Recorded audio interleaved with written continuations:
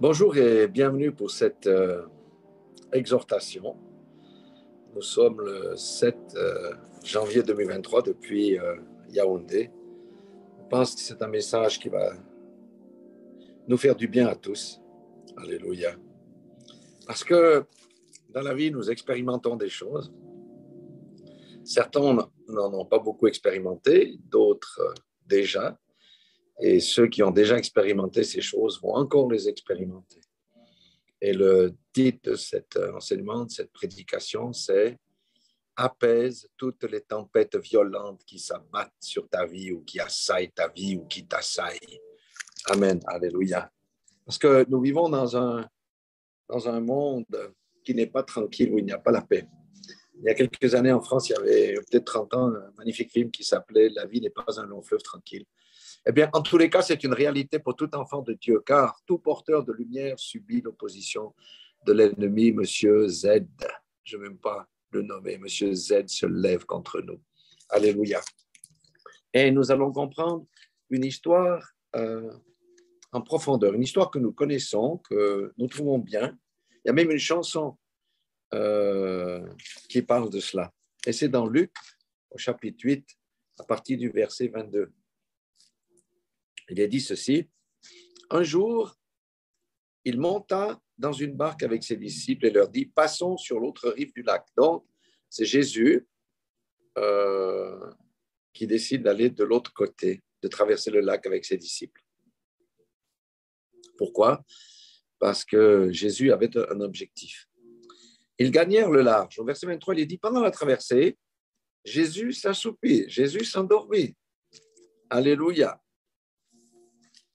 Et subitement, une violente tornade s'abattit sur le lac. L'eau envahit la barque, la situation devint périlleuse. Alors les disciples s'approchèrent de Jésus et le réveillèrent en disant: Maître, Maître, nous sommes perdus. Alléluia. Alors, première des choses ici que nous devons comprendre, Jésus était dans la barque avec les disciples, mais Jésus était endormi. Alléluia. Jésus était dans la barque avec les disciples pour aller sur l'autre rive, pour aller d'un endroit à un autre. Alléluia. Qu'est-ce que ça veut dire tout ça? D'abord, Jésus s'assoupit. Ça veut dire que si nous regardons notre propre vie, nous transportons Jésus, n'est-ce pas? Eh bien, la parole va nous enseigner que c'est bien de transporter le Christ vivant, celui qui vit, pas celui qui est assoupi. Alléluia. Combien de fois nous marchons dans la vie avec Jésus à l'intérieur, mais on ne le sollicite pas? Il est endormi à l'intérieur de nous. On n'a pas besoin de lui. Alléluia. Alors que le plan de Dieu est de nous faire traverser d'un endroit à un autre. Je prends un exemple terre à terre. Un couple de fiancés qui va passer par le mariage. D'accord? Il passe du côté du célibat à la rive du mariage. Amen. Ou quelqu'un dont le temps est venu pour entrer dans le ministère à plein temps. Il passe de la rive du travail séculier au travail pour l'évangile. Alléluia. Donc, nous avons tous des progressions, nous avons tous des changements de cap, nous avons tous des changements de situation qui sont voulus par le Seigneur parce qu'il y a un objectif qui est caché derrière. Alléluia. Et si vous regardez le contexte de cette histoire, c'est que Jésus et ses disciples voulaient aller à Gadara pour faire quoi? Pour libérer cet homme qui vivait dans les tombes, qui était envahi de démons, plus d'une légion, ça veut dire plus de 6000 démons. Le Gadaréen qui se jetait, vous vous rappelez de cette affaire-là? Alléluia, il y avait un but. Alors, qu'est-ce qui s'est passé? Pendant que Jésus était endormi dans la barque, une tornade, il est dit ici, violente s'abattit sur le lac. L'eau envahit la barque et la situation devient périlleuse. Quand une tornade s'abat sur un lac, qu'est-ce qui va se passer? Les vagues vont commencer à lutter contre la coque. Le vent va souffler pour déstabiliser le bateau. Vous voyez? Et ça devient une situation périlleuse. Et les disciples ont eu peur. Alléluia. Ils ont eu peur. Pourquoi? Parce que la réalité, c'est que Jésus était assoupi dans la barque. Alléluia.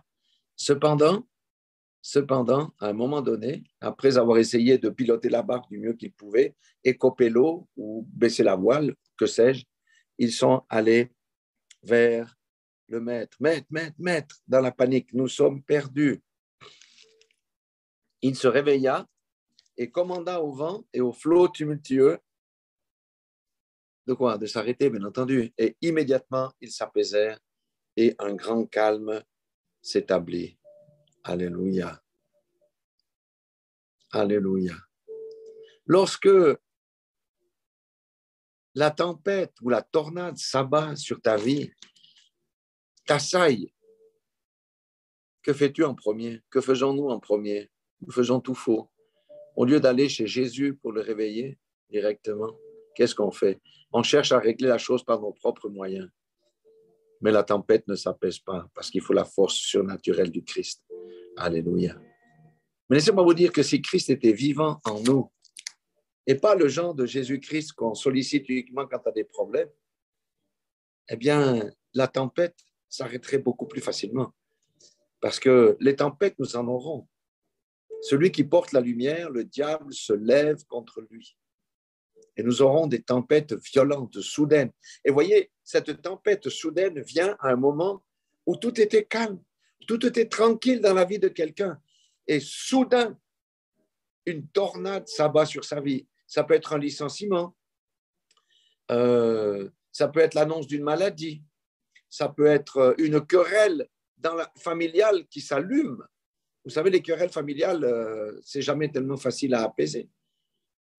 Ça peut être un changement d'affectation, ça peut être des pertes financières, ça peut être beaucoup de choses. Mais une tornade subite, ça veut dire qu'on n'a pas vu arriver la chose. Alléluia. Alors, qu'est-ce qu'on fait? Moi, ça m'est arrivé en tout cas une fois. J'ai cherché même mes propres moyens, j'ai fait jouer mes relations. Relation 1, porte 1, fermée. Relation 2, porte 2, fermée. Relation 3, porte 3, fermée. Relation 4, porte 4, fermée. Pourquoi le Seigneur a fermé toutes les portes? J'étais dans une situation très difficile. J'avais contracté un emprunt pour m'acheter une maison parce que j'avais un acheteur qui reprenait mon appartement. L'acheteur s'est désisté. Je me suis retrouvé avec 2 emprunts sur les bras. Toutes les portes se sont fermées. Pourtant, j'étais un homme d'influence, j'étais un homme de relations. Toutes les portes sont fermées. Qu'est-ce que j'ai fait ensuite? Ma femme était enceinte du premier enfant. Je me suis agenouillé et j'ai dit, Seigneur, prends-moi ce dossier, c'est terrible. Prends-moi ce dossier, s'il te plaît. Je ne veux pas couler avec ma famille. Prends-moi ce dossier. Alléluia. Le Seigneur a réglé la chose. En moins de 2 semaines, j'avais un nouvel acheteur pour mon appartement. C'est une tempête terrible. Voyez les émotions. Qu'est-ce que je vais faire? Là, c'est la peur panique. Je ne vois pas de solution. Quand on est là, on ne voit pas de solution. On voit que les grosses vagues qui arrivent. Tu vas couler. Si ton patron l'apprend, tu vas te faire licencier. Parce que je travaillais dans une banque à l'époque. Et qu'est-ce qu'on va faire? Ma femme est enceinte est enceinte du 2e enfant. Qu'est-ce qu'on va faire? Qu'est-ce qu'on va faire? Et dans les situations où un ami vous plante le couteau dans le dos, un ami en qui vous aviez mis votre confiance, il vous plante le couteau dans le dos, vous vous sentez injustement traité, vous vous sentez trahi, il y a toutes sortes de vagues qui viennent. Prends revanche, réponds-lui, ne laisse pas passer ça, venge-toi. Il y a toutes sortes de sentiments qui viennent dans le cœur. Alléluia. Ça, c'est le raisonnement de l'homme. Au lieu de courir, réveiller le maître qui dort en nous. Combien de fois nous perdons du temps? Nous devons comprendre que les tornades, les tempêtes qui nous assaillent vont se multiplier dans les temps qui vont venir. Pourquoi? Parce que le diable nous hait. Mais le diable ne peut rien faire si le Seigneur ne le permet. Pourquoi le Seigneur permet ce genre de choses dans nos vies? Pour nous épurer, pour nous tester, pour tester notre foi, pour nous faire grandir. C'est comme si quelqu'un va obtenir une promotion spirituelle, qu'est-ce qui va se passer? Vous pouvez être sûr qu'avant la promotion, il y aura un grand combat. Alléluia. Mais c'est parce que la victoire nous est acquise qu'ensuite ce combat et cette situation se transforme en puissant témoignage. Je dis à quelqu'un, Je ne sais pas si tu traverses une tornade ou une tempête dans ta barque, dans ton frêle esquif, mais sache que tu n'as point à craindre. Tu n'as point à redouter l'échec parce que Jésus est dans ta barque, il est à l'intérieur de toi. Réveille-le, file chez Jésus. C'est notre Dieu Tout-Puissant venu dans la chair. Il a commandé aux eaux et au vent et la chose s'est arrêtée. Et le même Jésus nous a donné le pouvoir de marcher quoi? Marcher sur les serpents, sur toutes ces choses. Et le même Jésus nous a ligué quoi? Il nous a dit, moi j'ai fait des choses extraordinaires, mais vous en ferez de plus grandes. Mais voyez, souvent nous sommes limités parce que nous marchons par la vue. Nous voyons les vagues, nous voyons la nuit qui est devenue noire, nous ne voyons plus le cap, nous avons perdu la lumière, nous avons perdu la confiance parce que nous marchons au gré des circonstances. Mais Jésus a dit non, vous êtes en dessus des circonstances. Alléluia. Parce que c'est par l'Esprit que nous marchons. Et par l'Esprit, c'est par l'Esprit que nous avons des victoires, pas par nos raisonnements. Par nos raisonnements, nous pouvons des victoires temporaires, mais la défaite est toujours au bout. Laissez-moi vous dire ça. La défaite est toujours au bout. Parce que la chair ne peut pas vaincre la chair.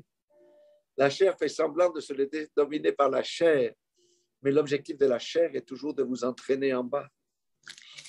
Mais nous avons une ancre solide. Vous savez, les bateaux, ils ont une ancre qui pèse très lourd pour amarrer le bateau au fond de la mer. Quand la tempête vient, les bateaux qui sont bien amarrés, qui sont sur le rivage, ne risquent pas d'être emportés au large. Cette ancre-là, c'est notre foi. Alléluia. Donc, Jésus lui-même, qu'est-ce qu'il a dit? Il se réveilla, se leva et commanda au vent et au flot tumultueux, et immédiatement ils s'apaisèrent. Un grand calme s'établit. Puis il dit à ses disciples, qu'est-ce que le Seigneur dit à quelqu'un aujourd'hui? Qu'est-ce que le Seigneur me dit? Il dit, qu'est-il arrivé à votre foi? Pourquoi Jésus a dit ça à ses disciples? Parce que ses disciples avaient vu qu'il avait chassé des démons, qu'il avait ressuscité des morts, qu'il avait changé l'eau en vin. Et il dit, qu'est-il arrivé à votre foi? Où est votre confiance en moi? Vous voyez, quand on quitte le domaine de l'esprit pour revenir sur le domaine de la chair, la foi meurt parce qu'on pense que c'est impossible. Or, la Bible dit que tout est possible à celui qui croit. Alléluia. Amen. Nous avons la victoire parce que celui qui est en nous est plus fort que celui qui est dans le monde. Alléluia. Et Jésus lui-même a dit, pourquoi a-t-il dit cette parole? Et ça fait du sens dans les temps que nous vivons aujourd'hui. Il a dit, lorsque le Fils de l'homme reviendra sur la terre, trouvera-t-il la foi? Pourquoi il a dit ça? Parce que la pression va venir tellement intense sur tous ceux qui s'appellent chrétiens, là, que beaucoup vont abandonner la foi par peur des persécutions,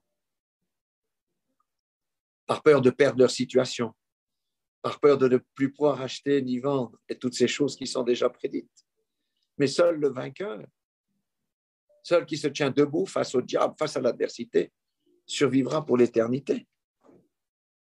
Nous avons plein de témoignages dans la Bible, et même plus récemment, des gens qui ont refusé de plier le genou devant le diable, qui ont été jetés au lion, on leur a coupé la tête.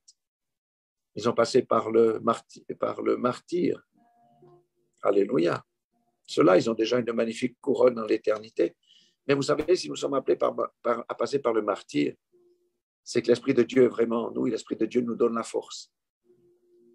Nous donne la force de passer au travers de ça. Parce que nous ne pourrons pas nous permettre de renier notre foi. Celui qui me reniera devant les hommes, je le renierai devant le Père. À quoi ça sert de marcher toute la vie correctement pour arriver à courber la nuque devant l'ennemi, à courber le genou devant l'ennemi? Alléluia. Non, ne soyons pas de cela-là, véritablement.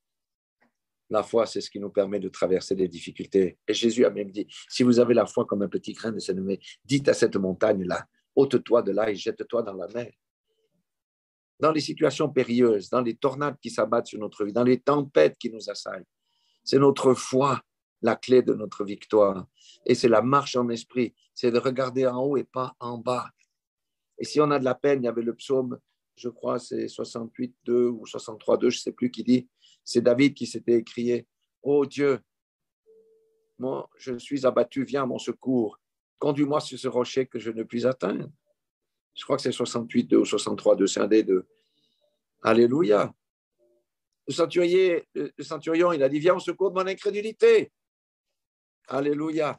Donc, j'ai dit à quelqu'un, pour être beaucoup plus fort, ne laisse jamais Jésus dormir dans ton cœur. Non, tu dois avoir la communion avec lui tous les jours.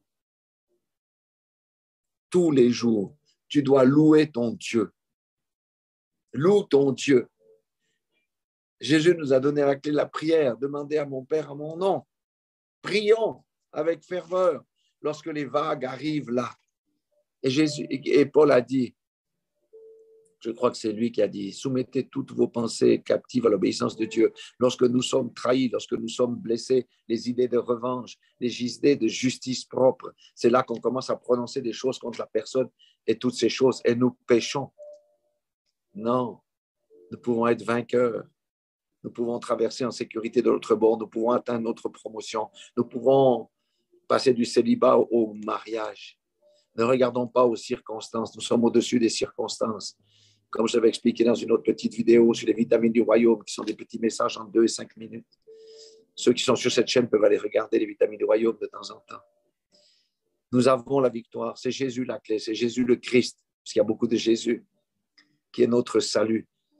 Il est notre salut. Ce n'est pas que le salut de la vie éternelle. Il nous sauve des situations délicates. Il nous sauve des situations où on va perdre la vie. Il nous sauve des situations impossibles à sauver. C'est Jésus. Ne laissons jamais Jésus dormir à l'intérieur de nous comme les gens là ont laissé, les disciples ont laissé Jésus être assoupi dans la barque. Gardons notre Jésus alerte. Et comment on le fait? C'est avoir communion avec lui parce que la Bible dit que nous avons le Saint-Esprit. Mais à l'intérieur de nous, nous avons la communion avec le Père et le Fils. Alléluia. Si quelqu'un a le Père, le Fils, si quelqu'un a le Fils, a le Père. Et nous avons ouvert notre cœur parce que Jésus a dit dans Apocalypse chapitre 3, regardez bien la lettre à la Odyssée à la fin, versets 18 à 20. Il dit, voilà, nous sommes à la porte et nous frappons.